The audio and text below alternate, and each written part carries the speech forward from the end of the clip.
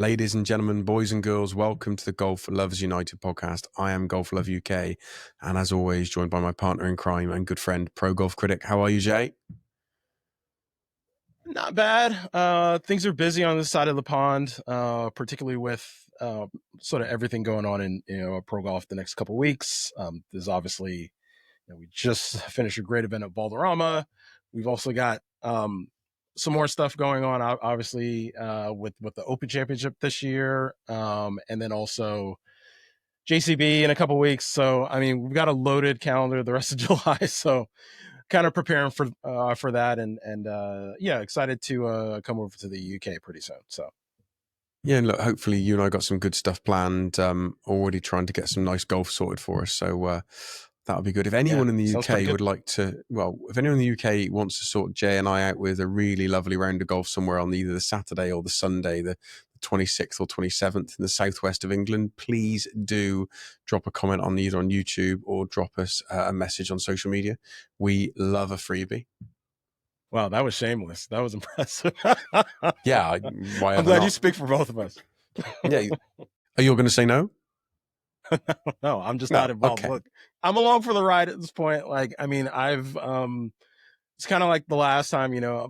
My job is to just get over there. You sort of handle the rest. So we'll see how it goes. you let me pick the restaurants as well. You're just like, I'll do whatever we're going to do. Yeah, because I'm pretty much like, I mean, particularly you're like the easiest person to host in the world. Like, what do you want to do? Whatever you want to do, great. Well, part of it is I feel very strongly whenever I'm in a new country or a new place, it's like, it's not really about me. Like, I want to just sort of go with the flow, experience things for what they are. And there's no better person than someone that lives there, that's from there, that like can sort of customize that particular experience. Like, it's not me forcing my culture on you, which would be totally pointless.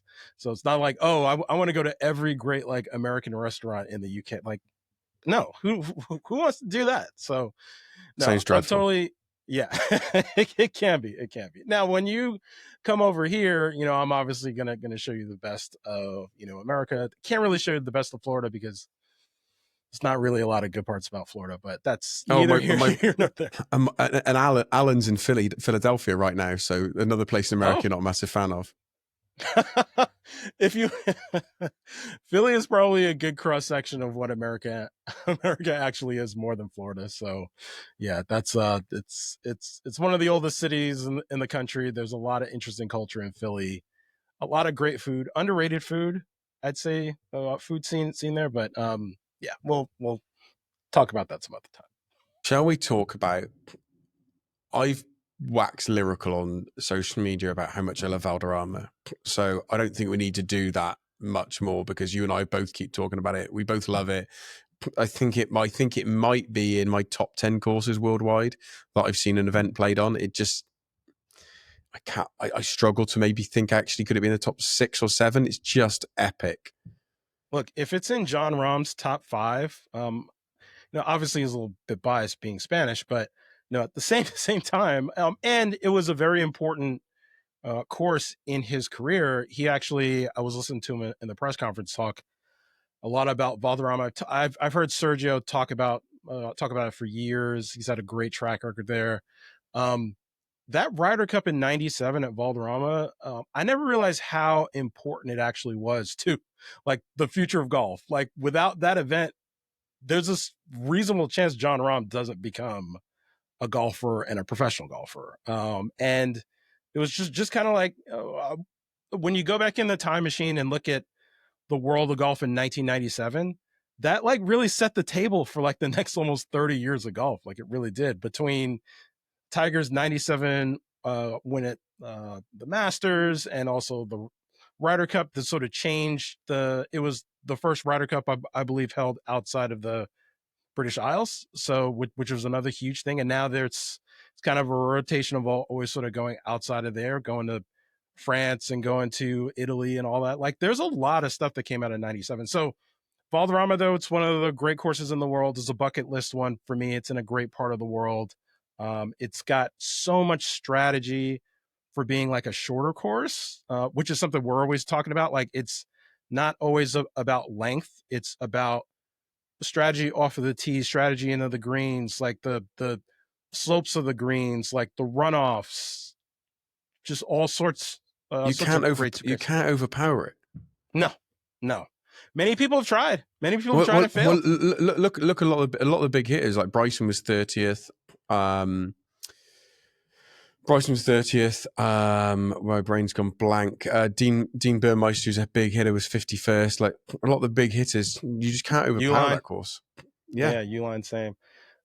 Just because, like, I think the more you sort of play that course, the more you realize it's not about length off the tee, and that's something we're always talking about as well. Like, if you want Carlos Ortiz, another massive hitter, hits the ball miles, was 48th. Yeah, like, he's slightly above average, but like if you look at the diversity of the leaderboard, I mean, you look at Talor Gooch. Obviously, shout out Talor Gooch for winning second win of Valderrama. You know, he's one of the best second shot players in the entire world. What about that shot? Let's take a moment of reflect that shot on 18. 219 yards. How many feet did he hit it to? 7, was it? 8? I can't remember. It was a little more than that. Like, he landed it like in the perfect spot. Those greens were so firm that it actually ran almost off the back of the green. So he had, 15, 18 feet, but it never left the flag. I mean, it landed, probably 20 feet short of the flag, maybe 30 feet short of the flag, ran up a little bit, ran up in the perfect spot for him to putt from. Easy 2-putt for the win, which is exactly what he needed, because he left a little bit more into that green than he probably wanted to. You definitely don't want to have a 215-yard shot into a par 4 when you need to make a par. Except he fed into his strengths. Like, obviously Talor Gooch, we've been talking about for a while. He's an elite second shot player, long mid irons. He's one of the top players in the world at that. It has been that way for a while. Last year, obviously, had a little bit of dip in performance, but these golfers kind of go through these cycles. But 2023, he was one of the best players in the world, partially because of his iron game. So, this is one of those courses that just brings it out of these players. It brings out creativity. It's part of the reason why Sergio has such a great record here. It's part of the reason why Jon Rahm finished second. Abe Ancer third. Matt Jones, Tom McKibbin, Brendan Grace, all sort of in that top 6. So, I mean, that's like diverse of a leaderboard as you're going to get. Let me just have a full mea culpa. I correctly, last episode out, talked about Matt Jones and Brendan Grace having not really fired or performed and having previously let their teams down. And I wasn't wrong. But for Matt Jones and Brendan Grace to have had a tied 4 finish is absolutely fantastic. They're both now absolutely out the drop zone. They will be out. They're out the drop zone. They will stay out the drop zone for the end of the year. The calculation is saying the drop zone will be around about 7 points, 6.5 to 7 points. So who knows if that'll be the case? Depends if a few of the other players get a few more points. But yeah, so full credit to Brendan Grace and to Matt Jones for both getting a T4 and cementing themselves in that open zone. It's now up to the teams if they retain them, but they've got out. They've done it. They've had a great performance there. So fair play to both of them, and it's only fair that I say that. Yep. No, fair. I mean, they were square in the talk about relegation and the drop zone for good reason. Like, they hadn't really played well all year. Brendan Grace definitely didn't play quite as well as Matt Jones. Like Matt Jones was like, he was in the open zone, but he was right on that cusp. So he needed a good performance, and he totally got it at the right time. So they've jumped from that borderline. I think Brendan Grace was about 51st.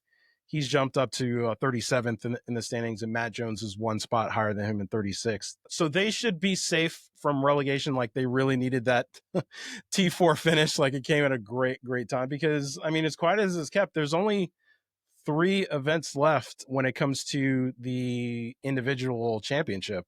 There's JCB, and then 2 of the U.S. events. We've got Chicago and Indy, and that sort of wraps it up prior to the team championship. So not a lot of time for a lot of these guys to sort of get it together. And they happen to pick great time to have a great performance. There's no question about it. So yeah, shout out to them.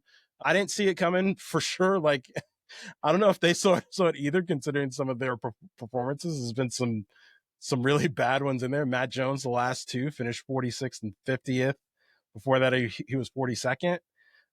Brendan Grace has been trending a little bit more as the season has gone on, and it sounds like he's going to have surgery potentially at the end of the season for his hand, because it's something that's been bothering him for a while, which would explain his poor performance, which also ties in the reason why, like, I felt like relegation for him for 1 year wasn't the end of the world, because we all know he's an elite player.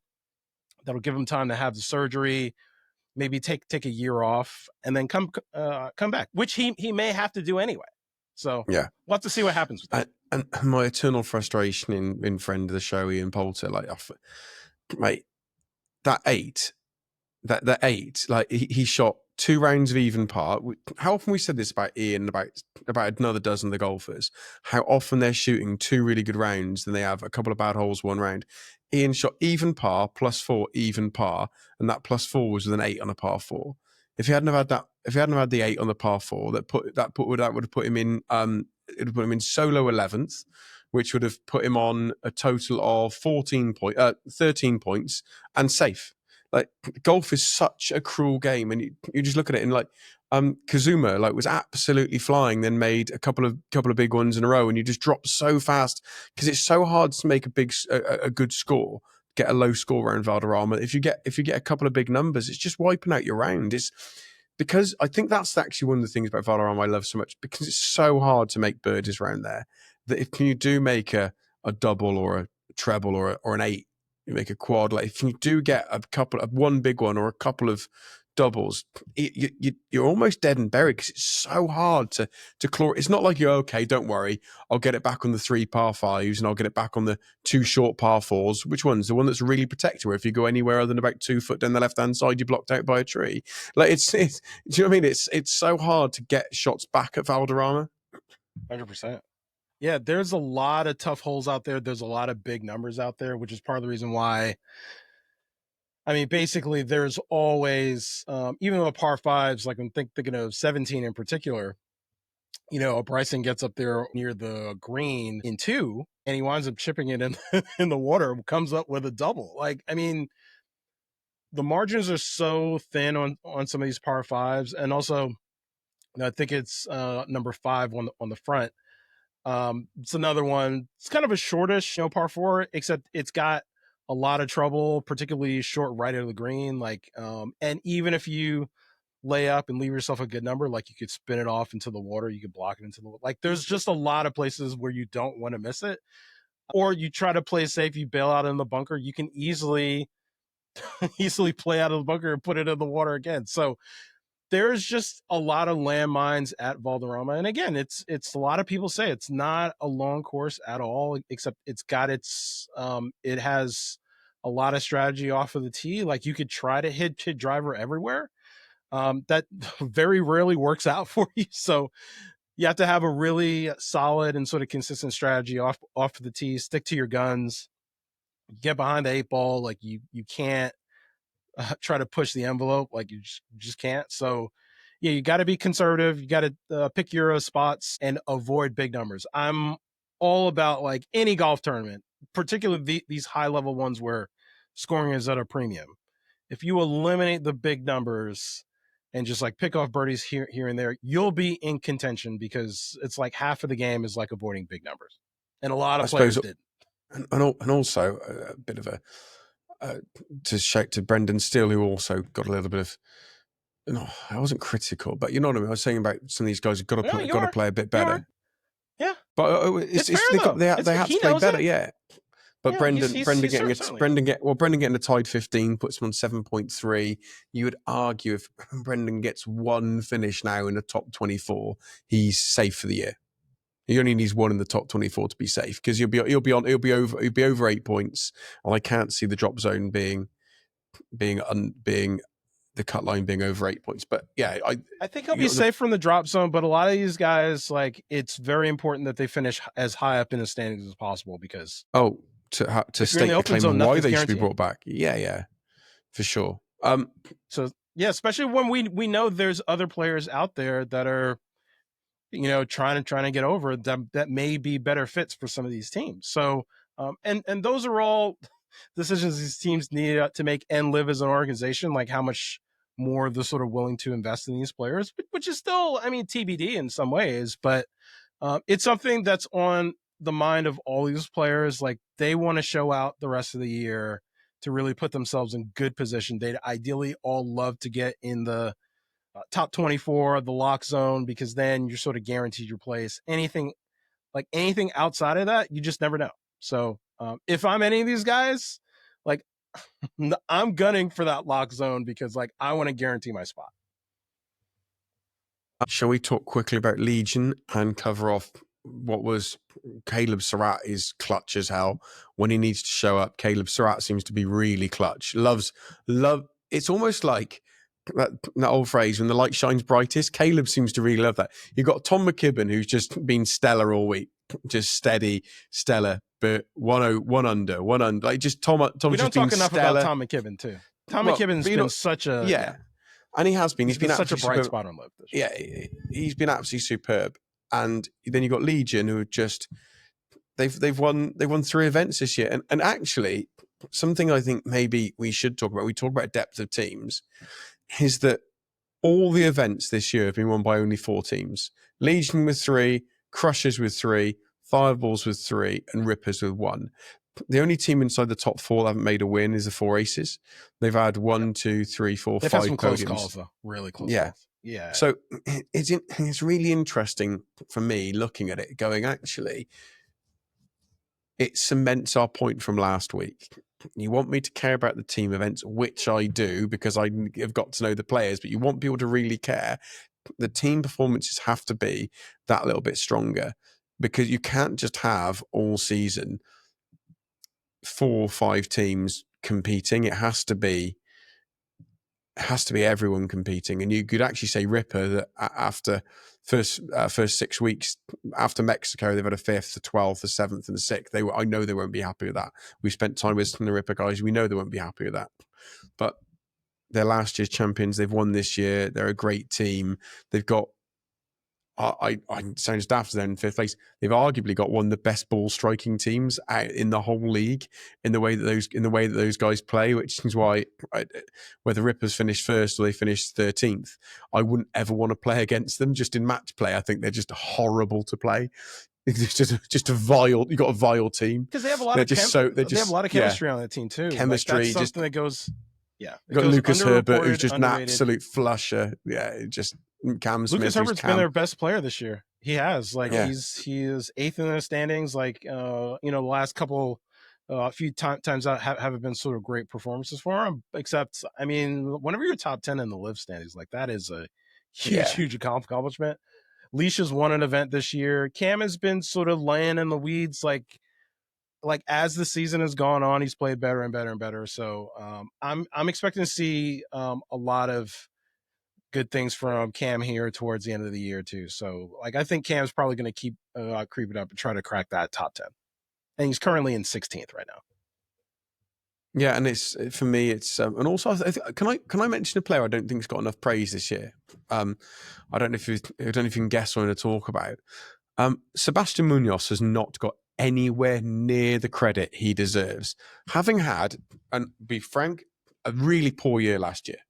Yeah, Sebastian Munoz last year had a really poor season. I think what he finished 30th. It wasn't poor. But for his standard, and the ball striker he is, and how good a golfer he is, he's had a great year this year. He's 7th, and his consistency, it's just been he had tied 2nd, then a 45th. But since that 45th and the 2nd, he's had 6th, 5th, 21st, 7th, 20th, 15th, 16th, 10th. He's just always there or thereabouts, just playing really good golf. And he's 7th in the standings. And I just think that maybe he's one of those players that have gone unnoticed this year.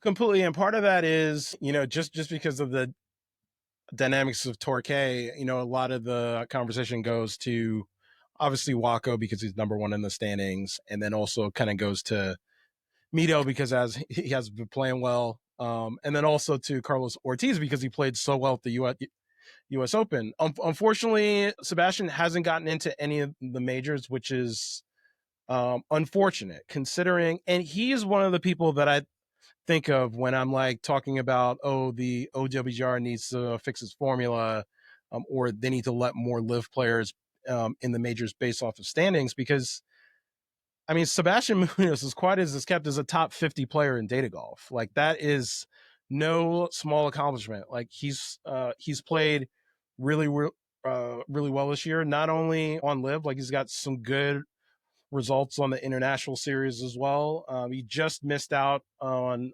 a couple of different times where he maybe could have qualified for a major. Like he was on he was first alternate for the U.S. Open, and yeah, just those little things like.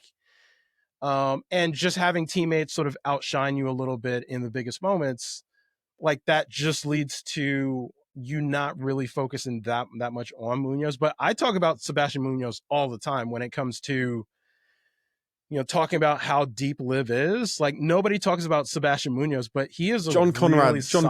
got him at 62. John Conrad's got him at 62. So that's a really good reflection of where I probably rate him a little higher than that. But it'd be hard to though, because he hasn't been in the majors to get the extra points. That's obviously because John can only rank off of performances. So yeah, if he'd been in a major, made a couple of cuts, then he'd have been higher. But yeah, so I didn't want to segue into Sebastian Munoz fan fest, but it's just, I feel that maybe he hasn't had the love that he deserves. It's part of the reason why we're doing this podcast is because there's certain players that like the media, the mainstream golf media, are not going to talk about at all. Tom McKibbin, I know Tom McKibbin. I'm just looking at his performances. We know Tom's good, but he's had a tied 34th and a tied 38th, and after that, every finish has been in the points. Yeah, every finish has been in the points. He's about 15 years. He's about 15 years old. I joke because Tom looks so young, doesn't he? Tom's a young looking boy. So like, but he looks about 15. He weighs about 2 stone. Like he couldn't be a nicer kid, could he? He's so slender, but he's always got that little smile. And he's always just playing happy. He hits the ball. He's also miles. a killer. And he's also a killer too. That's one of the things. He's got that little look, isn't he? Like. I think Tom could be a Ryder Cup star of the future because I think he's the type of guy that gets you in his sights, and he's just not going to let up.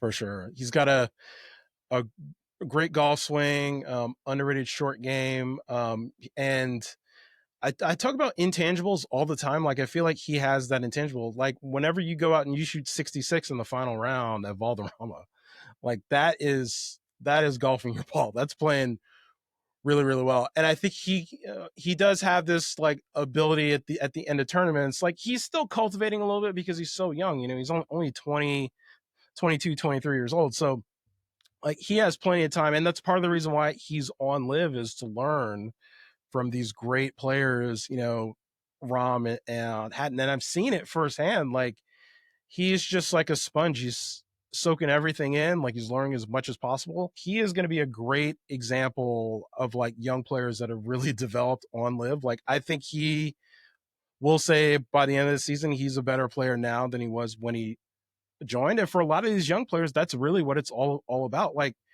you may not win a LIV event because it's super competitive and you have all these superstar players that are going to take up the majority of the wins. However, just putting yourself up there in contention and being in the same groups as like some of these like great legends of the game, like you're going to learn stuff and pick stuff up that, like, let's be honest, like you probably wouldn't have that experience on the PGA Tour a lot of times, because a lot of these young players, they're competing in a lot of these lesser events where the star players aren't there, and they have to work their way up, continually work their way up. And even then, you get into some of the signature events, like you're not going to be in some of those signature groups. In LIV, like all it takes is you playing well in one event. All of a sudden, you're going to be paired with Bryson or Brooks or Rahm or Phil or like Cam Smith, like any of these other great players, DJ, that like you're going to learn stuff from. So those are the things that I know are really important to some of these young guys. And I think Tom McKibbin's going to be, I think he is ascending.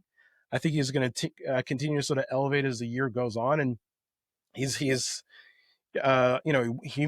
moved up to 14th in the LIV standings. So he's basically He's got his position locked up for next year too, which we always knew was going to be the case because he's that good of a player. But even if he was in the open zone, he was coming back to Legion. However, he wanted to sort of prove to himself and everybody else that he belongs out here with all these great legends of the game, and like he's only going to continue to get better. Well, it looks like we've done a good job on that. Oh, a quick shout as well, because caught a little bit of my eye last week was Cameron Tringale. He's had 9th and the 7th in the last two run outs. He probably only needs 6 to 8 points to be in the lock zone, which if you said to Cameron Tringale, you're going to be in the lock zone this year, obviously people want to win, but you'll take lock zone for sure. You'll take lock zone, you'll take top 24 coming back. Of course you're going to take that. So look, I've done all my mea culpas. Yeah. I've done all my mea culpas, so I need to now move on to. No, I will say before we move on to the Open, I did want to shout out. I thought we can do OWGR first, because people might not want to stay around for my Open review, but preview, fair. They might have enough. Oh, before we go, should we talk about shot scope? Sure, go ahead. Because if you need to know your distances, you're lost on the course. Am I laying up? Am I going am I flag hunting? Have I had 10 minutes rain before the round started? Is the ball going to grip? What is my number? The only way you should be finding out your number is with ShotScope. So head over to shotscope.com and enter Golf Lover at checkout for 15% off. That is Golf Lover at checkout for 15% off. Any good? You happy with that, Jay? Yeah, it's all right. Nothing else needs to be said. The link will be in the comments in the description below. Feel free to check that out too. We appreciate the support from ShotScope, and we've got a couple other been sort of teasing. Like there's going to be more partners that we decided to sort of bring on here. Some will be sort of as a team. Some will be individual, like you have Ping. I think that's interesting because I think people would think we'd take any money, and we'd like to take any money, but no. Because your personal beliefs and background, you've got no interest in gambling sponsorship. We've been offered one, and we said no. We were same for drink. That's kind of alcohol. That's kind of not where we want to get our sponsorship money from. I love a drink. You don't particularly like a drink, so we just don't take that. But equally on the equipment side of it, as you know, and a couple of my friends will know, I was actually offered a deal before Ping with another manufacturer, not Sub 70. Had a great relationship with Sub 70. Really loved enjoying working them, so I was really happy with them. I was actually offered another deal by another manufacturer, and I don't particularly like their gear, and I wasn't going to use it. And we're not just going to partner up with someone where we don't use their stuff. I partner with Ping because I love their stuff. I'm a Ping guy. I absolutely love it. Their gear's amazing. I wear their clothing. It is good. I love it, but it's because we like it. So that's kind of, and the same with you and Full Wellness. You use all the Full Wellness stuff. You love that Full Wellness stuff. I believe in the stuff. I believe in it. I believe in some of the other products, that have been using as well, for wellness. Clothing, extracurricular, Grayson, all those guys, like they're investing in supporting in LIV, and manufacturers too. Obviously, Ping has been investing in LIV, Callaway. There's going to be probably some others here in the next little bit too. Except they are important things for us to sort of recognize. And one of the blocks, just a quick 30 seconds. One of the blocks that I've been on for a while, and it's kind of funny seeing people like Max Homa and like some other players talk about like how much negativity there is on social media, more negativity now than there's ever been. And part of that is because we sort of opened this door to sort of gambling culture, and you tie in sort of alcohol into that too. And there might be some other things sort of contributing to that negativity. Like that's something that I'm not about. Like, yes, social media is a great place to like interact with people, to share your opinions. For me, particularly, to tell people how stupid some of their opinions are. Except like that's never under the influence of anything, because like I always want to have my wits about me. You're not going to catch me in anything. There's not going to be a gotcha moment like, oh, I was off my game one day because I was, because I have money on something and it made me angry that I lost my bet. Like it's not going to happen. So that's something that I want to preach to people. Like, I don't have any problem with that. I don't have any problem with drinking or gambling.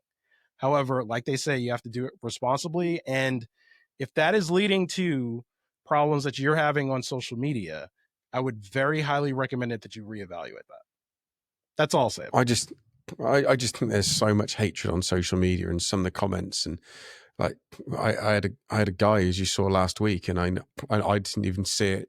It got buried in the comments, and I don't see all the comments, where a guy threatened, who said, wanted me to go over to Portrush so he could fight me. That's right. I forgot about that. Oh my gosh. I don't even know what it's about. I actually said, "What did I say to annoy you?" And I meant it for someone else. But I'm like, well, you didn't. You replied to me saying, "Come over to Portrush and I'll smack you in the mouth." I'm like, firstly, you won't.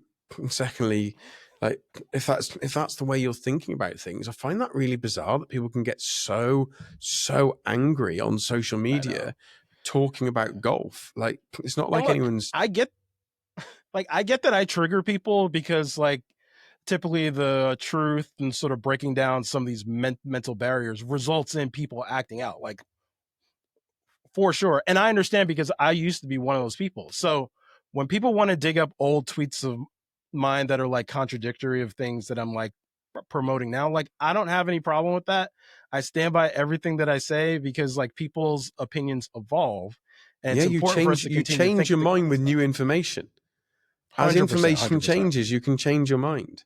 But there we are. Yeah. Right. And here in the US, it's been very clear to me the media manipulation and propaganda that's been going on a variety of different things that I'm not going to talk about. However, those things translate into golf 100%. Like, that's something that we've seen with this propaganda from the PJ Tour and the golf establishment trying to downplay LIV and Saudi by proxy, and like all those things that we've had to like face for like 3 years. Like, I will stand by everything that I say and back up every take that I have, because that's important to me, because there are things that like tie into golf that are bigger than golf. So just something I want to continue to remind people of is that it's important for all of our opinions to evolve and continue to be open-minded about things, and just let that guide you. If you have a good moral compass and you continue to get more information about things, the rest of the stuff will take care of itself. Well, should we move on to OWGR? Yes. I don't know how long we need on this.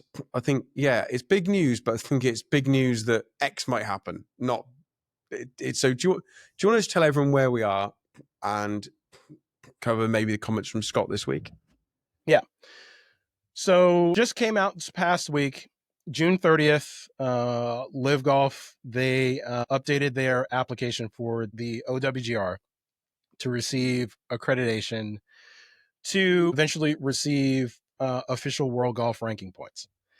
Now, this has obviously been a process that's been ongoing for a while. LIV, their first application was submitted in 2023.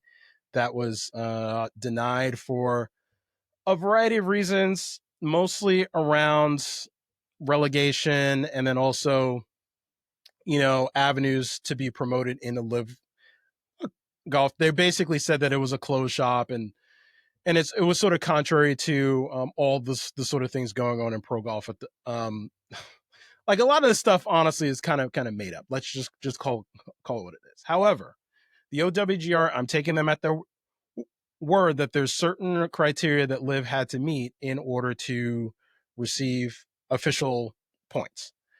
LIV has obviously updated their policy around relegation. I think that next season there's going to be more pathways into LIV, particularly if they go to 60 players like we've been talking about, which seems highly likely at this point. Like, haven't gotten any confirmation of that just yet. However, I think that they have obviously had a lot of conversations with Trevor Immelman and the folks that sort of are on that OWGR board, which includes, like, the folks that were all the majors and the PJ Tour and the DP World Tour, et cetera. And one of the things people need to keep in mind, and I think this is an important point, that when LIV originally submitted its application over 2 years ago, the board now, as opposed to the board then, has turned over. So a lot of the people, like Martin Slumbers, that used to run the RNA, he isn't there anymore. It's a new guy, Mark Darbin, that actually started this year.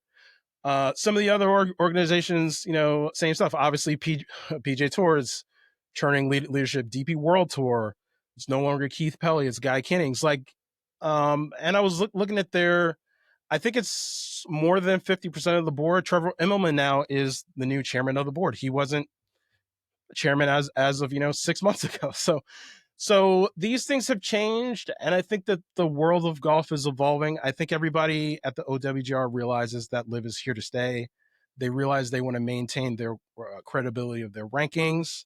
They want to avoid additional conflicts if they don't include LIV in the system. So, and I think Scott O'Neill and the leadership team there has done a great job of communicating this to the board of the OWGR. So I feel very, very, very confident that they were going to push this application through. LIV is going to have to make a couple of tweaks and changes to, again, having more pathways in and having relegation actually mean something. I think that's like kind of the big sticking point. None of the other stuff matters. Shotgun start doesn't matter. Number of players doesn't really matter either. However, because there's exceptions to both those things. Once they sort of meet those criteria that the OWGR sets forth, then LIV will probably receive ranking points sometime next year. So TBD exactly when, except that seems like the timetable that we're looking at currently. So I think it's very clear to me that Scott O'Neill seems to be a very, very measured, pragmatic leader. He's been front and center with LIV players, but otherwise it seems like he's done a lot of his work quietly behind the scenes, methodically building relationships. What do we need to do this? What do we need to achieve that? I can imagine conversations like, you and I both know that your rankings are being called into question. It would be good for you to have LIV on there in some way. How can we get on there in some way? What do we need to do? What changes do we need to make that we're willing to make?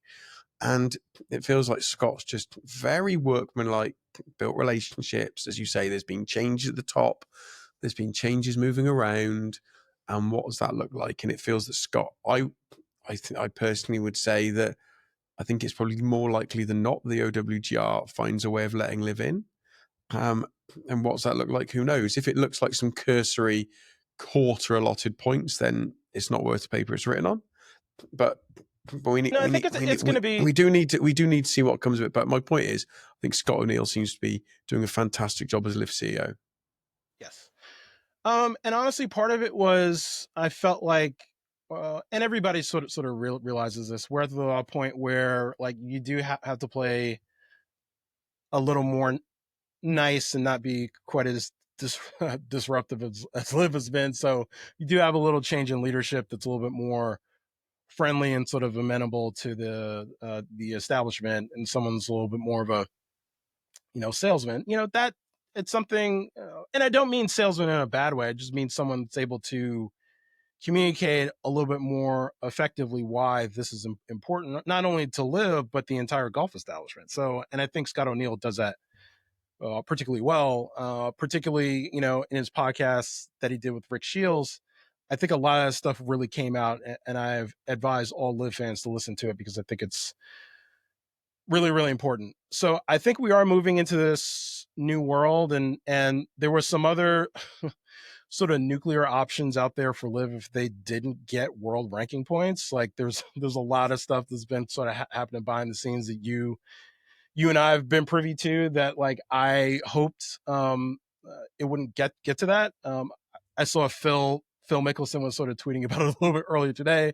This is something that I've known about since like late 2022, early 2023, when some of the other litigation was going on. That there were some other options that LIV could take to to further expand LIV while sort of taking away from some of the established tours that like didn't really seem necessary to me. And I don't think that it will be. However, if you get into a situation where you have to take extreme measures because the establishment's not allowing you and being sort of inclusive to their system, even though you seem to meet every criteria and there's some sort of collusion going on, like, you kind of got to take extra steps. I don't think it's going to get to that point, though. Hopefully, fingers crossed, because we've had enough conflict. I think, you and I have just wanted LIV to be fairly included into the golf ecosystem, and I think that we're inching towards that. And I think that we sort of run some of the calculations of like how many OWGR points that they would potentially get for winning a LIV event, and it's significant. Like, it's not quite as much as a PGA Tour event, but it's more than like a European Tour event. So it's in that like 25 to like 30 point range, which is like pretty good. If you're consistently winning on LIV, it's going to reflect in the rankings, and someone like Jon Rahm or Waco, their actual official world golf ranking will more accurately reflect their level of play. Actually, on rankings, I've heard this a few times, and actually I really do support this idea that I actually think that as long as you finish in the top 48 in LIV, not 24, top 48, you should get points, even if it's like half a point. So you've got players who've finished like 37, 37, 38, 35, 37, 36, all around there all year. And they are in the drop zone or right on the edge of the drop zone, because rather unfair, it's not unfair because it's the system that's in place, so people know what they're signing up for. But in my opinion, it's unfair that one person has gone and got a tied 15th or a tied 16th or whatever, and that's catapulted them miles above them because they've had one finish and they've had lots of tied 50ths and lots of tied 48ths and lots of no finish at all, but because they've had that one finish in the points. I do just think if you want a more even reflection of the entirety of the year and how people have played, you should be scored 1 through 48 or 1 through 54. If you are going to have a cutoff, put it at 48, but so that unless you're the very last 5 or 6 players, you are scoring points. Especially if we go to 60 players, I think top 3/4 getting a form of point recognition is probably about right. Yeah. No, I definitely think that one of the things, if the OWGR stuff does come through, I think the points should probably just reflect the OWGR. We're basically the bottom 15% of every field, they don't get any points. All the points float up to the top 85% of the field. And there's sort of accounting that way. I think that's the most fair way, because like look, if you finish in the bottom 15%, like I don't think you, like, I'm fine with you not getting any points for that particular event. However, like if you're constantly finishing like 25th, 28th, 29th, 20, if you're finishing 26th out of 54 players, you're beating half the field and not getting a point. That just seems to me a bit harsh. Again, people who say we blindly defend LIV. No, we really love LIV. We don't ever blindly defend it. I think that should change. Now, do you think, is there anything you want to cover off? Oh, I want literally 2 minutes off you about Xander's dad. Who's put 50 cents? Who's put a quarter in Xander's dad? Or what's happened for him to be off again? Like, I part of me quite likes it. The dad just going crazy, but why do you think he's saying? I know about dad's going crazy, so that's kind of my field. Shout out to your father, who I will never hear a bad word against. What do you think's happened with Xander's dad for him to be on the, I say warpath, the wrong phrase, but you know what I mean? No, I don't think it's really a warpath. I think that the thing, so the thing about, Stefan Schauffele has obviously been very involved in his son Xander's career, ever since the beginning, ever since he started playing golf and made the decision to sort of play golf full time as a child. Stefan's been right there, sort of pushing him and sort of giving him the right guidance, getting him the right coaching, all that stuff. The last couple of years, Stefan has taken a couple steps back, particularly around golf instruction. Like, he's not really around a lot of the PGA Tour events that he plays in. I think he's sort of taken a little bit of a back seat. Whether that was at Xander's request or not is kind of another story. Like, the only two people that know that for sure are those two. Except it's only natural, and I sort of speak from experience here, is that like the more you sort of come into your own as an adult, as sort of the head of a household and all that, like, you don't really need as much of that guidance as what you had previously. So I think Stefan has definitely taken a little bit of a backseat here the last couple of years. Is he still involved in Xander's career? Of course he is. Is he involved to the level that he was a few years ago? No. So when you hear him sort of making all these comments about, and specifically the comments that we're referencing are, he was asked about Xander potentially going to LIV at some point, and he said that would never happen until LIV got official world golf ranking points. It didn't matter how much his contract was. There's been a little bit of a debate in terms of how much that actually is. I think it's been over reported because Xander, it's been made very clear to me Xander wouldn't be a sort of captain of his own team. He would sort of come in as like a number 2 to maybe take on the captain's role eventually once one of the older players sort of ages out. I'll leave it to your imagination who I'm talking about, given the fact that we don't need to use imagination. Yeah, we don't need to use imagination because we've actually discussed this before. We've said the perfect person to go on the high flyers would be Xander Schauffele, play a year or 2 with Phil, and then Xander takes over the team. It would be a really good fit. To me, it's a very natural fit, which is why I quite like the idea of Legion becoming a ping team and having Finau and Hatton and Bubba together, and then Bubba ages out and Hatton becomes captain of a ping team. Not Legion, I mean Range Goats. Sorry, Range Goats. Yeah. Mm-hmm. So we've spoken about these things before. I don't think we're talking out of turn. I think Xander going and playing for a year as Phil's vice captain, then taking over would be a fantastic thing for the league. I think it would be because the thing is, some of these teams that are closer to the bottom, and unfortunately the high flyers are one of those teams, as opposed to juxtaposition those teams versus some of the top teams like, Legion and Crushers. Like, those two teams have very, very superstar high level players that are closer to their primes. So if you want to compete with those guys, what you really need to do is bring in a star player that could compete with them, a top 10 to 15 player in the world. That way Phil gets to move down to that number 2 or 3 spot, which is, Phil as a 2 or 3 is such a huge upgrade. If you're bringing in somebody that can play better than Phil, because as quiet as his cap, Phil has been playing well this year. Like, Phil is 15th in the standing. So, Phil being a top 15 player in LIV and then bringing in someone that could be a potentially top 5, 6 player in LIV, it totally changes the trajectory of the high flyers. And that's something that I know that they're gunning for. Whether that actually transpires is another story, which is why getting access to OWGR points is such an important thing, because for a lot of these players that have been talking with LIV and having conversations and discussions, which obviously Xander has, and a bunch of others too, the OWGR and getting credit for that has been a huge sticking point. There's no question about it. The 2 sticking points have been OWGR points and getting banned from the PGA Tour. None of these guys want to be really banned. Like, they would rather be able to pick off a few events that they want to play, that they're loyal to, of course. Every player pretty much said that. Can you imagine Colin Morikawa being captain of a new team? Now he's got Billy Foster on the bag. Like, Billy Foster, I talk about all the time. Making the tailmate team. There's a few caddies that just are unbelievable value and great. Craig Connolly, love him to bits. Pew Dog, we love him to bits.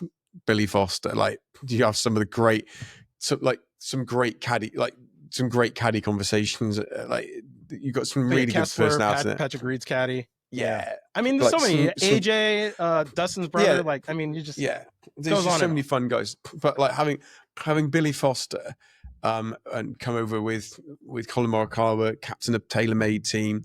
Like, I think you're kind of cooking on gas there to get like a really big potential team. No, I think there's a lot of potential there. I think that there's a lot of things that could happen. Like, there's obviously a lot of dominoes that sort of have to fall there that we've already sort of talked about a little bit. But, can I see that happening? Like, absolutely. Like, there's OWGR is a big shooterful. For sure. Which is part of the reason why I feel like they're not going to grant LIV points until after the off season, so that, like, a lot of these guys are going to kick the can down the road for another year potentially. But we'll have to see how that all pans out. Hopefully, I don't know if this is true, and I didn't message you about it or put it in our group. Someone put up like a screenshot from OWGR and they highlighted something. I actually think you might be wrong, because someone put up a screenshot saying OWGR have to respond within 12 weeks to an application. So if that's true, it makes sense why LIV have done it now, because if they get an answer within 12 weeks, they've then got a chance to make a change to then reapply, so they can get their answer. I'm just saying, I wonder if there's a real deliberate timing to this. Okay, let's get it in now, because then you've got 12 weeks to respond or whatever it is, and then we've got a chance to come back, and then they've got so I don't know if it was true. I did see it, but if that is true, that would be very interesting, because that timing would fit really, really well with where we are now in the year. Yes. However, I also think that it's going to be important for the OWGR that they observe that relegation actually sticks this offseason too, because it didn't last year. So they've got to wait for that to happen. And like, ideally it would happen sometime late fall, sort of early. That's winter. Within the 12 weeks. The 12 weeks that would happen.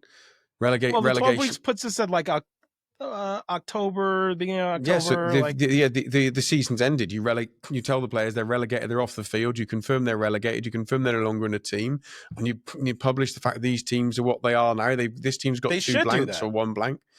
Except last year they didn't. I'm saying if they've got the chance, they've got the chance to show that this year. They've got the chance to show it. That's true. Yeah, I'm hoping all that stuff is figured out sometime in like November, late December. Like, I mean, because a lot of these guys also, you do have this option of playing in the international series as well. Because if you wind up winning, or if they change the rules and maybe it's top 3 in the international series, you get a path back to LIV. Like, that would give them enough time, because the back half of the international series is completely stacked after the LIV season. So they'll have at least probably 6 events, I think, to sort of work their way up the standings. Like, I think that's an important thing that we got to keep in mind. So something for people to sort of keep an eye on. I think that's a really important sort of component to this whole thing is international series, promotions event, maybe European tour. Like, LIV is going to have some sort of qualification criteria to getting into LIV, whether that be world rank or your status on another tour, whatever it is. They're going to have to tighten that up, so you can't just kind of pick any random player out there. It's got to be someone that's qualified.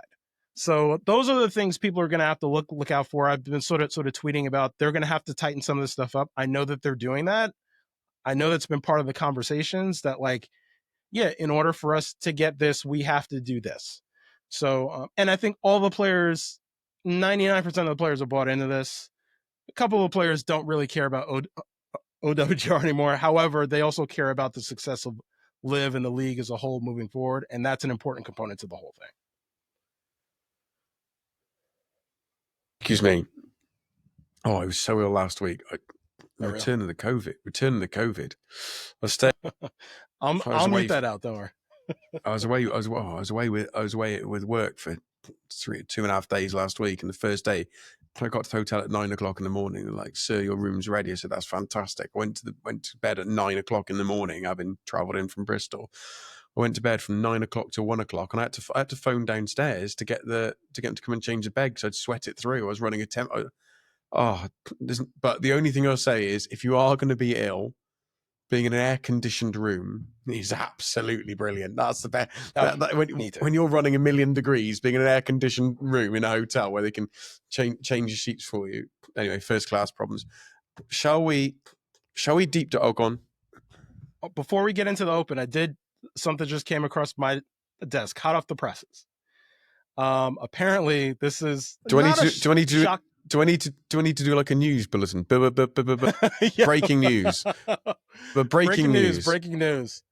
The PGA Tour has announced, as of today, Sports Business Journal reports that they will be returning to Trump Doral in April of next year. So, yeah. So this comes after obviously LIV. It was part of the schedule release a couple weeks ago that we already talked about in detail. Doral was not going to be on the schedule. So, and I know for a fact Donald Trump wants to continue to have high level golf played at Doral.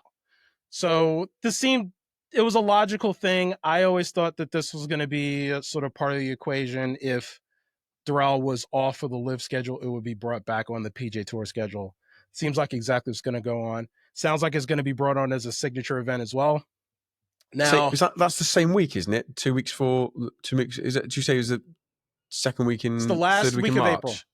Oh, last week in April. Okay, which I think that would probably conflict, even though the dates haven't been set in stone yet. I think it may conflict with Chapultepec, although I think they moved up Chapultepec to another week prior. So there might be a little bit of, maybe if things go a certain way, maybe that might be a crossover event where LIV players are brought in to play Doral. That is totally speculation. This is literally just hot off the presses. And so, yeah, we will have to see exactly what transpires there. So that's tell you what I am looking. I love Doral. I love Doral as a venue. So what I am looking forward to is all the bots who are now going to be saying, Trump's done a deal. The DOJ aren't investigating anything. Nothing's going to happen. No. Liv won't be here in 2 years' time. I might just mute my mentions for a day.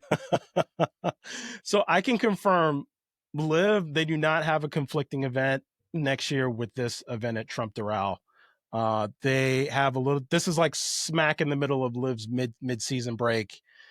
They play the Masters the usual time, then Mexico City after that. Then they have basically a 3-week break until they play DC and Virginia that second week of May. So maybe part of the deal with Trump was, I want this tournament to be as good as it can be. PGA Tour, I know you guys are great. You've got a lot of good players. A lot of the players that I like are over on LIV. You guys need to invite them to this event. Could be.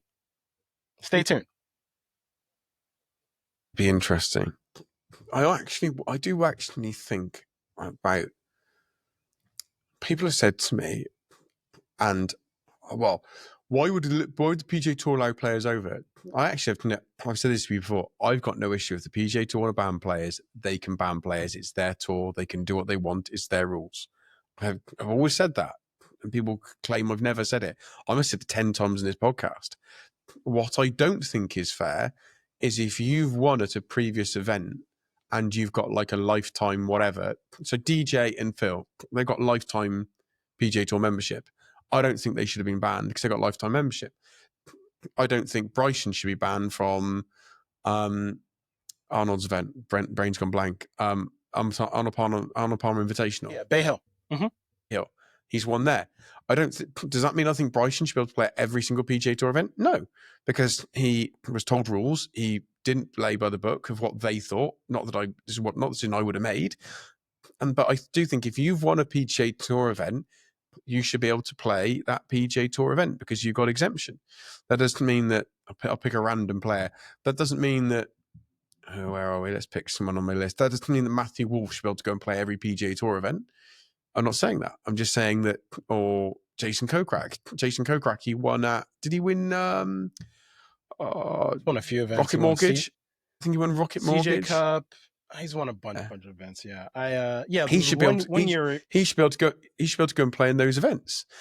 Yes. Do I think he should be able to play in the rest of them? No.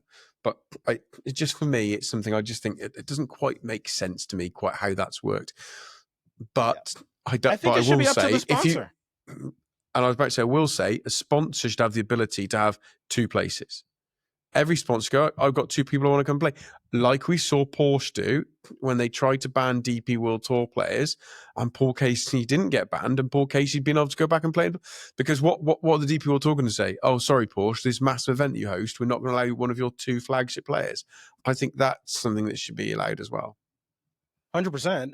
And no word in terms of who the sponsor of this event's going to be. However, that is a space people need to watch, because if it's anything that's related to Trump and they have their say, like if they're going to put $25 million into this event, they're going to want to say like who they invite.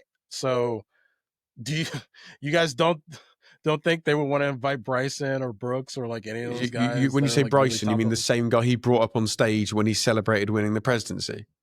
Yes, exactly. Yeah, I'm pretty sure that he would. The guy Phil, he invited to come and hit wedges on the White House lawn.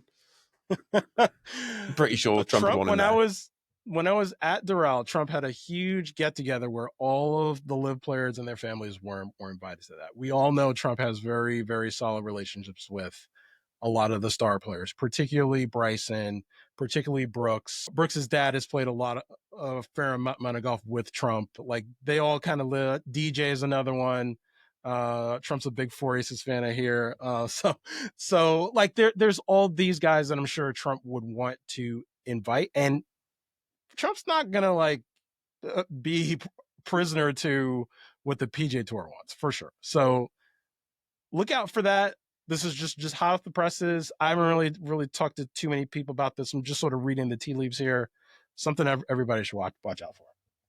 Yeah, and it's an interesting development. And I keep saying this, like, golf's moved so much in the last 5 years. Like, don't expect it to stop moving. Like, it's been a big, huge, changing swath of changes. That huge swath of changes is not going to just slow down. Like these things are happening for reasons, and these reasons are usually cash related or power related or motivated by X, Y, or Z. And I think that we just need to remember that people in power make decisions because they want to make those decisions because it's the right decisions for them. So I think that people would be foolish to imagine that things aren't going to continue to change. What that change looks like, who knows? Yeah.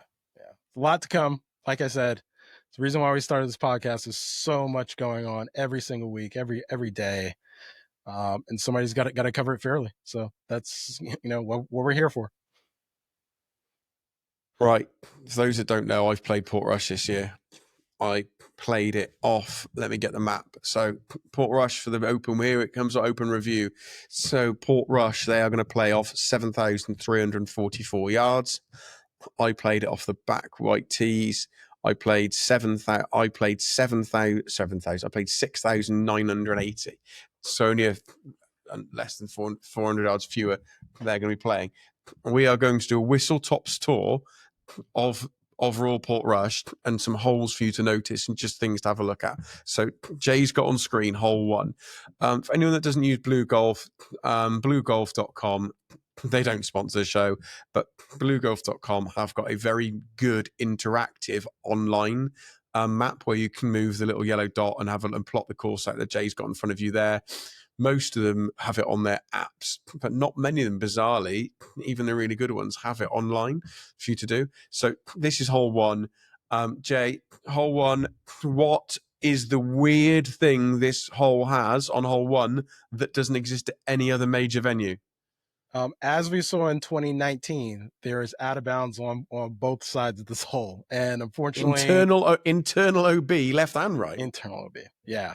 And unfortunately, our guy Rory McIlroy found the internal OB round 1, 2019. Infamously, had to play 3 off the tee. He also found this horrible area left of the green where he had to take an unplayable, and he made an 8, and he wound up missing the cut by 1. So it was this hole that was really the difference for him.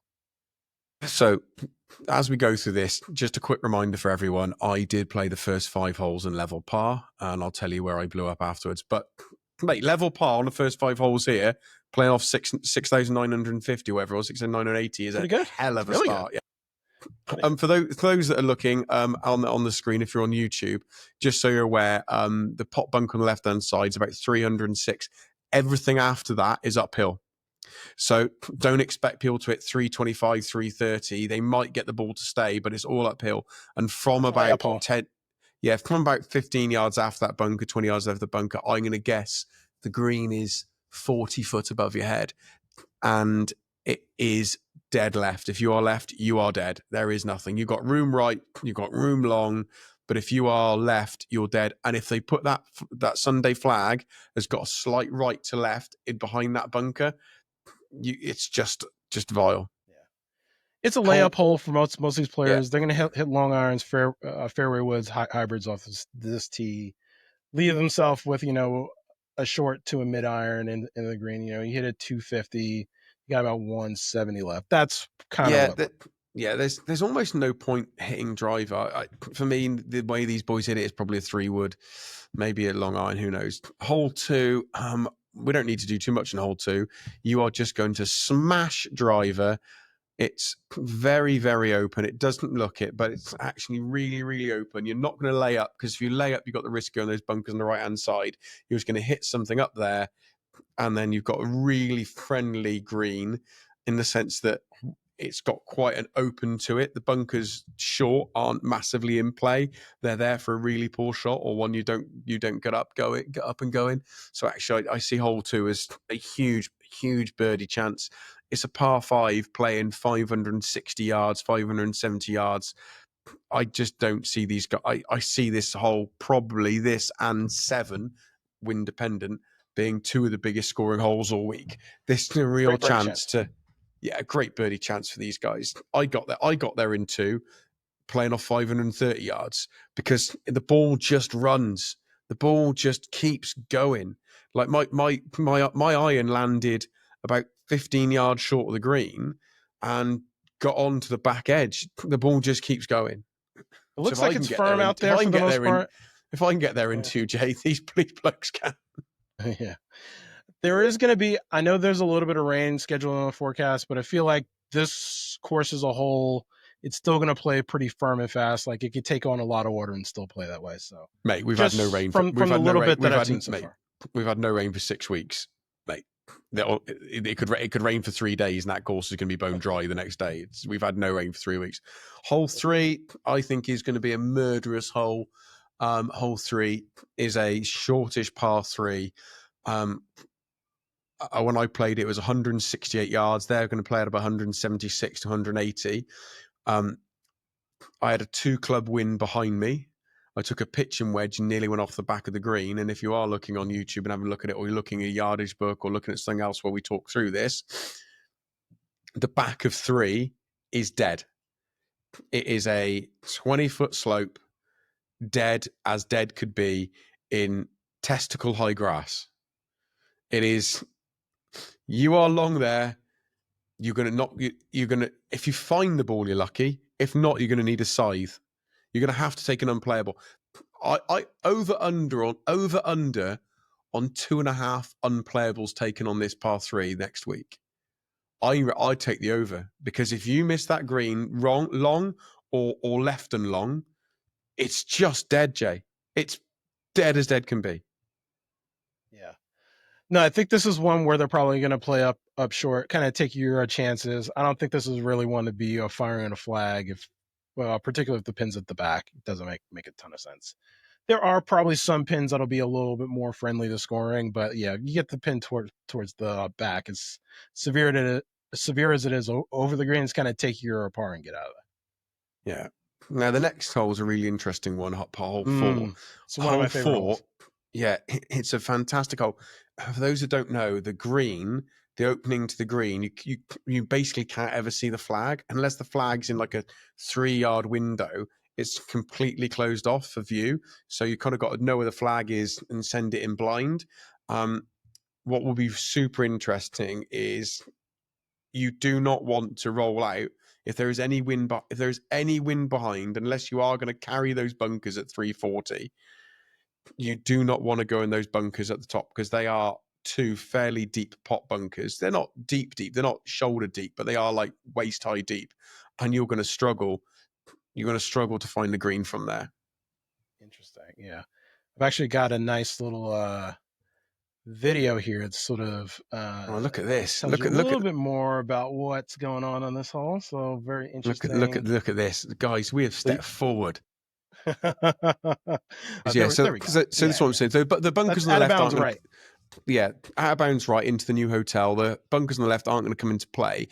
These 2 bunkers in the middle you can see now.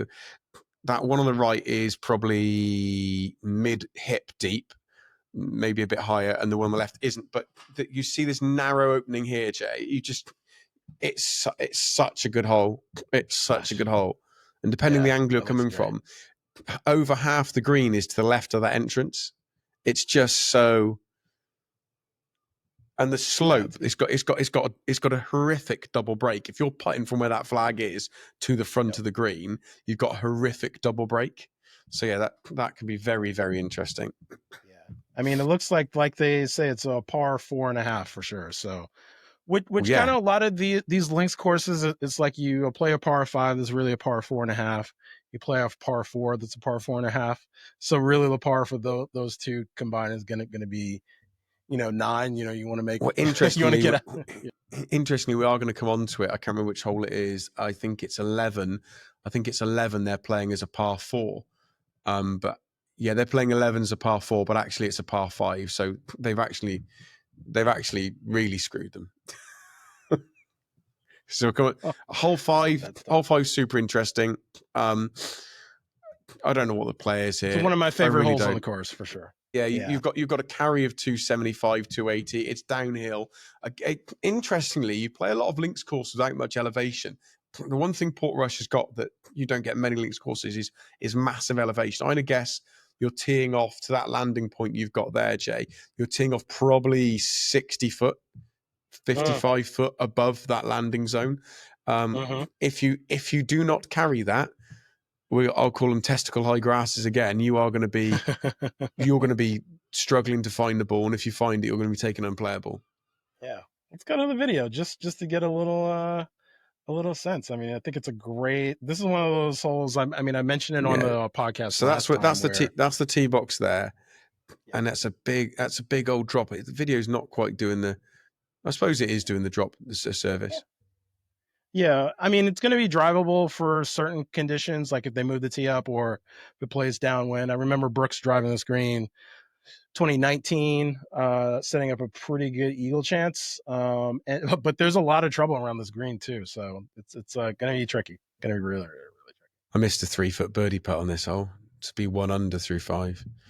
Got an infinity green. Yeah, just like this is one of the signature holes on this course. Like I haven't even played it, but I remember this from 2019 very, very, very vividly. That back pin is absolutely savage because if you end up on that front pin, if you end up on the front right hand side of the green, the pin is the back right. People will be really tempted to chip because there's a knuckle. There's a knuckle on that middle right hand part of that green. Where your cursor is there, that's I'm going to guess is 3.5, 4 foot high, and comes in from the edge of the green, comes in about 8 to 9 foot into the green. So if you're front right and the pin's back right, I don't know how you get there. Yeah. No, hole 6. I've seen it on video. Yeah. All right. Hole 6. This is where my day ended. Level par, stood on this tee. I hit the ball 3 feet long, and it rolled down a 15-foot slope into some knee-length grass, and then I managed to chip it back out over the green. And what you can't see here is the elevation, Jay. If you drag that to about 160 yards, so from there to the green is probably 25 foot of elevation. So the tee box and the green are maybe only 5 foot drop, but to where Jay is there, if you land just short of that green and it has got a false front, you will roll back 25 yards. Yeah, that's I'm looking at the video again here, and it definitely looks it's exactly as you described it. I mean, it looks like it's just a really elevated green. So if you come up short, it's tricky. If you go long, obviously, like you said, you're completely dead. Like this is look how false that front is. You're just running down. Yeah. Wow. Yeah. I mean, there's clearly, I mean, as you can see, there's a premium on sort of distance control on this course. I don't think there's any question about it. Like that's going to be something. It's a reason why, some of these guys played well last time around. Like you look at Shane Lowry, that one distance control is one of his top qualities. Tommy Fleetwood's another one. So those guys that are really good at sort of figuring out distances and distance control, like that's a really, really important thing for sure. Now, hole 7 is going to be maybe hole 7 and hole 2, but hole 7 for sure is a chance to open your shoulders. There's a massive bunk on the right-hand side. That's not going to come into play for anyone. It's 277 for these guys. They'll blast it miles over that. This will run and run and run. But my point I'm going to make here is, you know, we talk about risk reward. Laying up here is hard because the layup is tiny. So where that number 4 is, Jay, on the 2, 3, 4, if you drag your circle up to that 2, 3, 4, that there is about 12 yards wide. And the prevailing wind is either off the left or off the right. It's not into or behind. So you're going to be hitting a fairly high iron if you're laying up. So you've either got to hit the ball through 325, 330, and then hit it 290 with a 3-wood, or, which is, look, how many people are doing that? Or you've got to lay up. But if you're laying up, that layup zone is minuscule, with a wind off the left or a wind off the right, swirling that ball around off the dunes. Look, this should be a birdie opportunity for these guys. It's a long hole, but it is dead straight, very little trouble unless you pump one into the long grass, which is always a possibility on these courses. So it's like you want to make a birdie, but also the priority is avoiding big numbers. We just saw that at Oakmont too. So yeah. Let's do hole 8 as a flyover, and I'll talk through it, because hole 8 we can do on the map. But hole 8 as a flyover, I think, could be a really pretty hole. That's it. I coughed up a lung. There's good stuff. I tell you what I bought when I was in America, and I'm glad I brought back with me. I brought some Dayquil and NyQuil back with me. That stuff. You Americans do have the best drugs. They don't allow that in the UK, really? We got our own brands, but they're not as good. They're not as good. They're not as strong or as punchy as the American stuff. The American medicine is full strength. So this hole here, you know, for me, hole 8, it's showing here the stroke index 9. I think, is it stroke index 9? Yeah. Yes. I actually think it's. I think it might be the highest on the course. So you've got this massive forced carry of around about 275 yards. If you want to get to the place you want to be coming from, or you can go down the right hand side. But if you end up on those 2 bunkers, you can see there, you're in really big trouble. The problem is with this hole is you've got the force, quite a wide fairway, as you can see, Jay, and actually it's a funnel fairway. All funnels in from the outside. Yep. But the problem you've got when we get to this green is if you are 6 inches left, you're down a 60-foot slope. Look at that green there.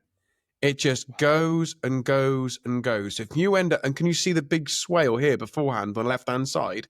So if you're short and left, you're going to be down in that dip. Or if you're left and pin eye left, look at that. Pin eye left, you're absolutely completely dead. You're dead. So if you end up in the bunkers on the right-hand side, you are just going to have to lay up and hope you get up and down. Because if you try and force one, you're talking a 7 or an 8 again. That's, again, the name of the game in these majors is like, you have to avoid the big numbers. There's no question about it. And you have to know that's why they put so much time into these practice rounds, knowing where you can't hit it. It's such a critical thing. And now hole 9, I think hole 9 is going to be one of the easier holes on the course for the guys. I really do. They're just going to hit something out towards that bunker at 310 to 325, little wedge in. It's going to be. It's actually quite open, even though it doesn't look it sometimes with these maps. It's actually quite an open hole. I think hole 9 will play fairly easy all week. Cue the wind being the wrong way and me being completely wrong, but having made a treble on 6, a double on 7, and a bogey on 8, getting to 9 and making a birdie was a real relief for me. Okay. Hole 10 is a great one for the flyover, I think, Jay, because the map doesn't really do it justice. This green is narrow as hell. So you've got to get to this knuckle. So when you show this video, there's a knuckle. It's at about 295 to 310 off the tee. Aptly named the Himalayas. So as Jay's got the video going there, you're going to play over this. for most golfers, it's a horrific forced carry. I got the dragger here. It's a 245 forced carry. So, but you get onto there, it's just going to run up, and where that two-tone cut in the grass is, anywhere on that line is perfect, because you're going to come in now and you've got almost a right angle left to right. But this green here is, it's now no one's going to play up to here, Jay. If they're playing up to there, they're suicidal. No, they're not trying to drive. You got to lay up short. But look how narrow that fairway, that green is. It's got 3 tiers to it. Tier at the back, drops to a tier in the middle, drops to a tier in the front. As you can see there, there's 3 tiers to it. So no, what they did last year, I think they had one on the front. That's 2019. Sorry, one on the front, one on the back, one in the middle. I can't remember what they did day one. But interestingly, having played this year with a committee member, they have said to me that when they did it in 2019, the R&A had a lot of influence on flag positions as they were building trust with Portrush and where things can be. But this year, the R&A have sort of said, well, we'd like you to work with us rather than us work with you. So Portrush can have a lot more say in some of the pin positions. So you can expect some real spicy, real fun pin positions here.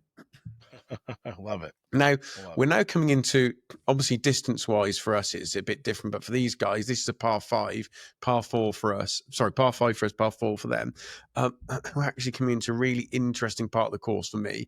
I think they can score quite heavily here. They've got this par 4, they then got another par 5, and they've got a very, very simple par 3. I actually think they can score fairly heavily, 11, 12, and 13. I think this is going to be a chance them to get some score. Nice, big, wide fairway here, as you can see.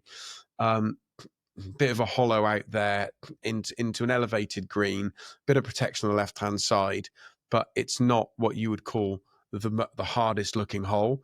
I think for them, they'll cut that corner. The flight we've just taken, they'll cut the corner. It's 280 carry cutting that corner. The ball will roll out to 322 to 330 because it's downhill, leaving them 145 in on what they'll be playing as a par 4. So they're looking at par here for sure. 12, I think this is going to be an easy hole for them. I really do. Massive wide fairway, elevated tee box. Big elevated tee box down that chute. The ball will roll like hell. They're gonna have most people are gonna have between 185 between 185 and 205 in for their second shot on a par 5. They're all going to be looking at making birdie here. I can imagine every single golfer has got this marked down. Hole 2, depending on the wind, hole 7 and hole 12 as their real opportunities to get some points. That's the one thing you've got here at Royal Portrush is you've got really gettable par 5s. You've got really that set 7 will be wind dependent, but even with a wind, like 2 and 12 are really gettable. Look at that, Jay. What? There's no protection there. This is just go at it, rip one up there. Yeah, no, that's the. I think that's, looking at the scoring last time around and seeing Shane Lowry is shooting 15 under par. I don't know if anybody's going to get that low this time, but he took advantage of the par 5s, and when you're doing that and you're not making bogeys or not making big numbers, like that's going to be the key to having reasonable scoring opportunities and letting your scores sort of climb. So make birdies, make birdies when you're supposed to. Stay away from the big numbers like that. That's the name of the game. Whoever wins is definitely gonna wind up doing that for sure. And that's hole 13. We don't need to spend a long time on that. It's a par 3 surrounded by bunkers. It's really simple. End up on one of those bunkers, unless you're going to make a sand save, you're going to make a bogey. There you go. It's a lovely, lovely hole, but it is just a simple par 3. It's going to play at around about 190 for them. Front of the back tees about 185, 180. And it's downhill 50 feet, 60 feet. So it's going to play effectively 170. It's a 170, 165 yard par 3. Bit you can see on the screen there, huge green. Massive green. Yes, it's surrounded by bunkers, but it's a massive piece of real estate, that green. So yeah, it's going to be just if the wind's into or off of, are you going to end up in that front bunker by picking the wrong number? I actually, Jay, thinned the living death out of my iron on this hole and skipped to the front of the bunker and popped out the top and managed to 2-putt for par. But there's no pictures on the scorecard. Yeah, it worked. Exactly. It worked beautifully as well. Hole 14. Hole 14 is a really, really simple, easy open tee shot. They're just going to smack one up the middle, a load of space, unless they dump it in the bunker on the left-hand side. They've probably got 30 yards, 35, maybe depending on what part of that fairway, 40 yards worth of width. If they try and get greedy, and this for me isn't a driver, Jay, because their drive is going to run out about there on your screen, and that's narrow. So if they hit a 3-wood or a 5-wood, they're hitting into a massive space. If you can press pause, Jay, now, I cannot emphasize to the viewers, I was in that bunker on the left-hand side. You cannot. They've got an extra large flag on this hole, an extra tall flag. Jay, It is 25, 30 foot above the bunker, and the bunker, you're down in it 6-8 foot. You've probably got best part 32, 33, 34 foot from that bunker, and you've got to get it up and stop it quick. If you can avoid it, you just want to be right. You want to be right-hand side that green all day long. You do not want to be in that bunker on 14. This was the hole that took Tommy Fleetwood out of contention. You know, he was. Well, it was, wasn't it? Yeah, he made a double bogey on his hole. Totally, it took him out. He went from -11 to -9, and that was basically it. Shane Lowry kind of coasted the rest of the way. So. Yeah. Now, hole 15 is an interesting hole. Perfect. So, on that map there, if you move the yellow dot to the right to that bunker, so that bunker is on the edge of the fairway, and if you go long by a yard or 2 yards, you're in the crap. You got no shot at all. So you got two choice. You hit it to about 295, but probably a little bit shorter, say 285, and you're gonna have 140 or 45 in, or you go cut on the left massively over that bit of scrubby waste. You can see where the 5 is. Cut it in a straight line across there. Yeah, that's it. Go across there, leaving yourself 115. Now, this green, if you now go back to the video, you want to be as close to this flag and this green as you can be, because the green's got a massive drop in front of it, maybe 35 foot. So this video, as you can see, isn't showing that line. That's what I want to see. It going over that scrub on the left-hand side. So if the wind's favorable, you're going to want to cut over that scrub, because as you can see, if you go through those bunkers, then it's in it. And also they can see on this video, the grass isn't grown up. Please believe me, the grass is not going to be that short. And there you are. Look, Jay, look at that drop there. Yeah. And I don't think this comes across on the TV. The elevation at Portrush, I don't think comes across. Look at that drop. You missed that green, short or right. Look at that slope off right. Look at that slope right. You missed that green there. The guy I played with, he missed the green by 3 foot. He's hit it. He's gone, that's it. Damn it. I'm down the side. I went, mate, it's perfect. He went, false ledge on the right-hand side. I went, no, it won't be fine. He went, no, I'm dead. So, and it turned out he was. Yeah, fair. All right, moving on to one of my favorite holes on the course. They don't have a video of this. Interesting. Okay. So let me go back to. Yeah. So this is. I said, my brother-in-law said to me, he said, so what was it like? I said, look, you could offer me a 5-shot lead, stood on 16, and I would have no hope in hell of saying I'm going to win. I think you offered me an 8-shot lead. So if you drag that green dot back, I just did it earlier on the thing, drag the green dot back, go right a little bit, stop there. It's a 220-yard carry on a par 3. Yeah. It's two. And when into the wind, it's going to be. Well, when I played slightly further forward. I played off the white tees.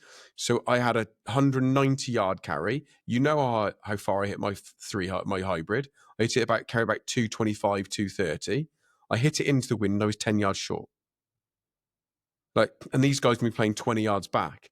If the wind is in, you will see players hit driver. Yes, for sure. Why not? On a par three. On a par three for the Open Championship. Oh, it's delicious. Yeah, I remember there being a lot of lumber, a lot of 3 woods, 5 woods. There's going to be 7 woods too. So yeah, hybrids. The only other player and the committee member said to me, and he said a lot of players will play, if you drag that back, Jay, a little bit shorter, they'll play to there.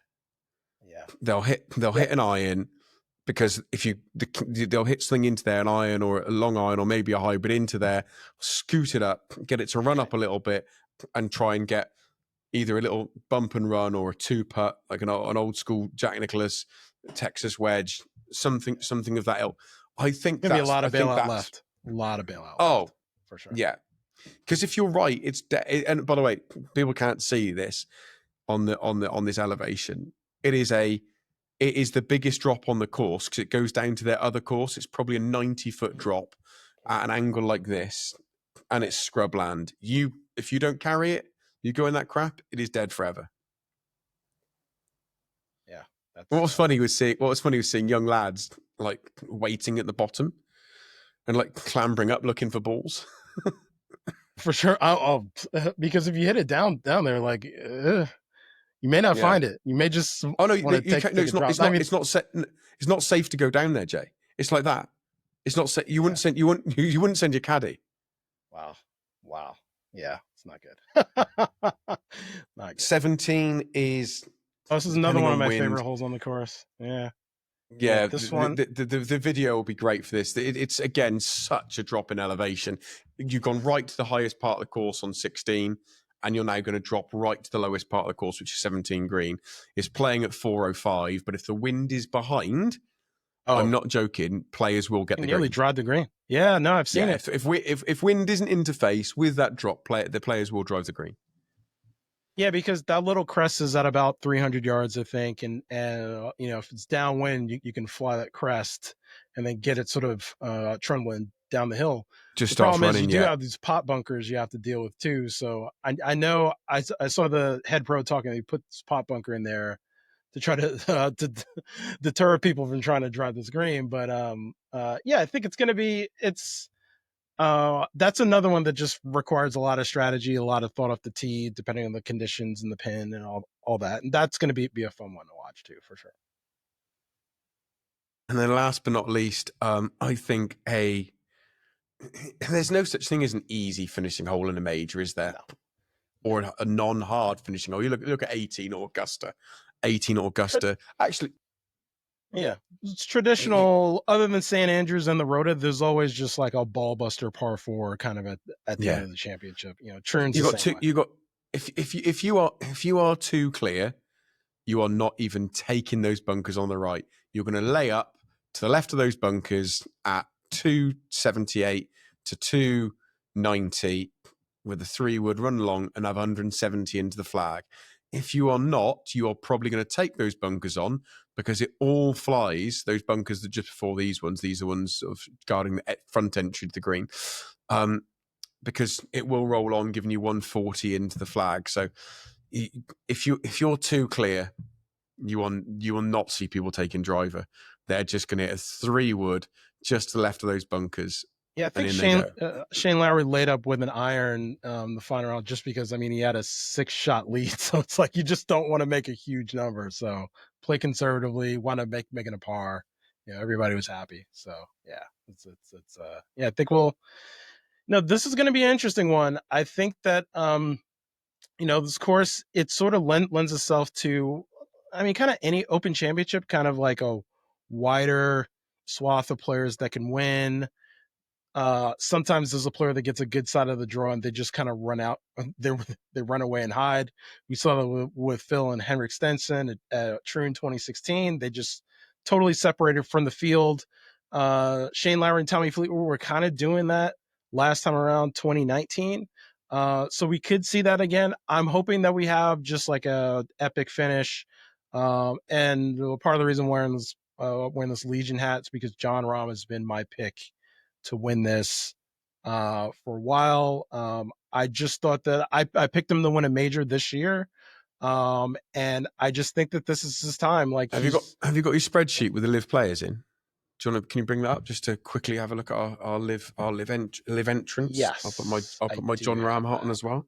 I do have that one. One of the few hats that we discussed my weird head shape. One of the few hats that actually fits my head. Oh, really? Nice. Yeah, nice. It's slightly different to some of the other live hats. Like my Stinger's one and my Ripper's one. They don't quite fit in the same way. Mm-hmm. Yeah.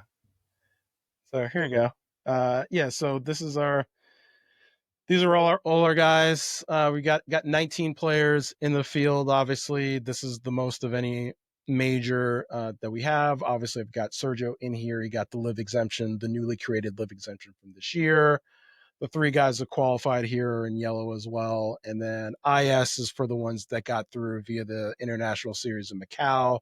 It's P. Reed, Ortiz, Kokrak, Mark Leishman also got through in the qualifying series in Australia. So you get to see, like, I mean, there's so many ways for guys to get into the Open. And that's part of the reason why, to me, the Open is really sort of elevating more than sort of a lot of the other tournaments, because there's so many ways for guys to get in, and it's just a really, really good. Interesting how well Sergio played in the wind at Valderrama. Oh yeah, trending into form at the right time. Plays. P. Reed playing really well in the wind. A lot of these guys that are gunning for the Ryder Cup, they know this is going to be one of their last opportunities to really sort of show what they can do to their various captains. P. Reed and Sergio are 2 at the top of the list to try to do that. And I think it's Brooks is another one. Like, Brooks is 100% on the outside looking in. I think Bryson is in the Ryder Cup. Rahm, obviously, Terrell Hatton. Outside of that, I mean, if you start looking at the various teams and how it's shaping up, and we'll sort of do a deep dive on the Ryder Cup at some point, prior to, I mean, we still have 2.5 months until it happens. And I don't even like talking about the Ryder Cup until the major season is over, because then you can really start to see things take shape. You see what the automatic qualifiers are going to kind of look like. So yeah, I think it's going to be a really, really great event.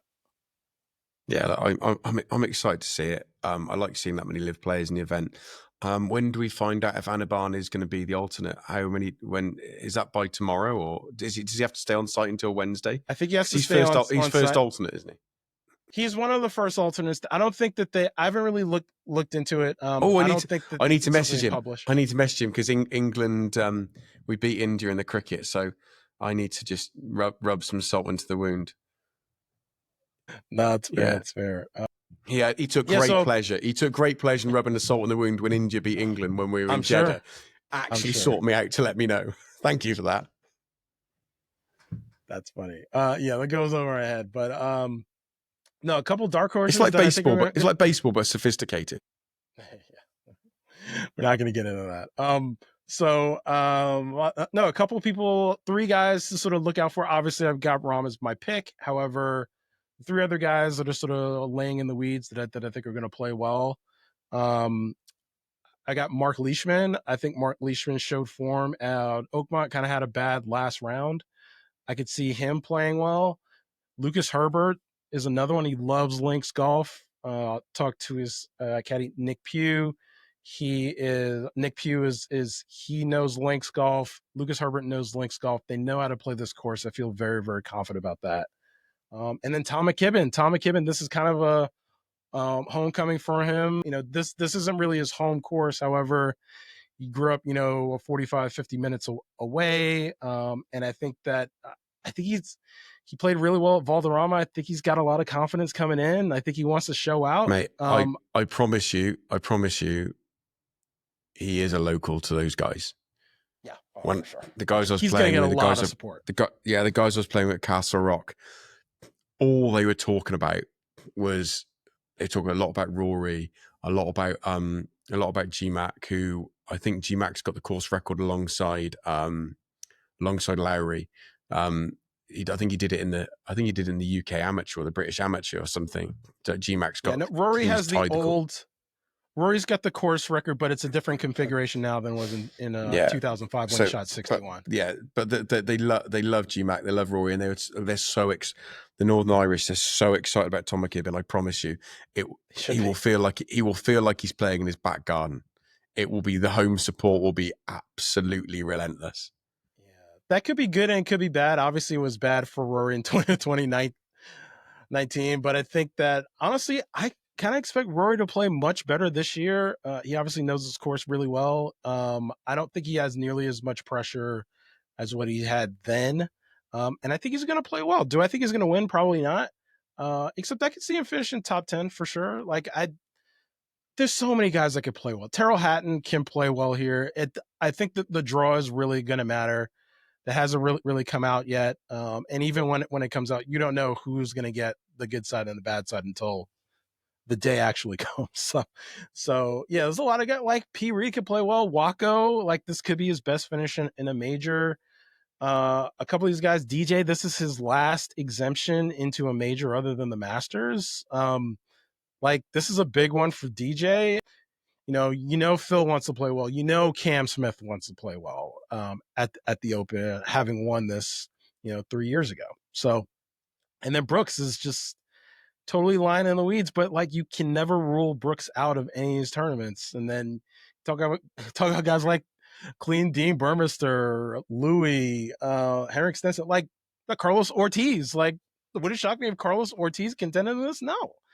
So yeah, there's a lot of LIV guys that can play well. I hope that the leaderboard is completely stacked with these guys, and I want them to continue to show the world how good they are, and have everybody take notice. Well, look, on that, we've done a deep dive. What I need to do, or all we need to do, you and I, is play a couple more of the major courses over the next year, so we can do this. Hopefully the viewers have enjoyed it. It's a little bit sort of self-congratulatory that we've played it and can talk about it, but I think it's quite nice to have an in-depth go. A lot of people talk about these courses on podcasts, and they've never played them. Yeah, we've got a nice little run here because I played Troon last year. Yeah, you've played Portrush. Obviously, we gotta figure out a way to play Birkdale for next year. St. Andrews, I haven't played yet, so I might have the Birkdale one sorted. We'll have a chat about that later. Might have the Birkdale one sorted, and obviously I played Turnberry when it comes back to that. Yeah. Oh, Turnberry! Well, every time I think about Turnberry, it just makes my heart happy. It's just it's insane. I think there's a better chance of Turnberry being the next Scottish Open host than there is Open Championship. I just feel like Scottish Open after Renaissance contract runs up next year. Got to leave it. 2027 is the next Open one. That seems like Renaissance to me is not the greatest course. I know money plays a part. I know this, that, and the other, but leaving Castle Stewart, which was a way better course, having played them both, it is night and day better. It's so I know people, it's so much better. I know people bag on Renaissance, but when you break it down in terms of PJ Tour, it's a top 5 PJ Tour course. I tweeted this a while ago, and it's probably I'm gonna go as far as to say I don't care what the rankings are. I wouldn't put it in the top 10 course in Scotland. No, but it's not the top 10 in Scotland, but it's top 5 on the PJ Tour because most of those courses aren't that good. So I don't care what the rankings say. I bet I wouldn't have it. St Andrews, Muirfield, Turnberry, Dornoch, Carnoustie, North Berwick. Not much to argue with here, except I'd swap Turnberry and St Andrews, Kingsbarn, Ardifin. Oh, what a course that is. Castle Stewart, number 9. Castle Stewart, the other Castle Stewart, number 9. Cruden Bay, number 10. Renaissance isn't even, so it was 13, still 14. 14's Troon, McInnish, Glen Eagles, Loch Lomond, Western Gales, Dunbarney. My mate reckons that's the best course in the world. Never played it. He says his favourite course ever, Dunbarney. Nairn, that's one of my favourite courses in the world. That's 20th. We're at 20, we still not got a Renaissance. Not even the top. You could just keep going. It's just Renaissance 20, we gotta stop 25. This podcast before we get to 2 Renaissance hours, is 25th. It's 25th. Yeah. It's, it's we've got to stop. It's all about there. infrastructure. Right. Infrastructure is important. It's all and about money paying talks. people to host it. Yeah. Money talks. It's all about buying events. Yeah. Dirty cash, money talks. Right. On that note, ladies and gentlemen, goodbye.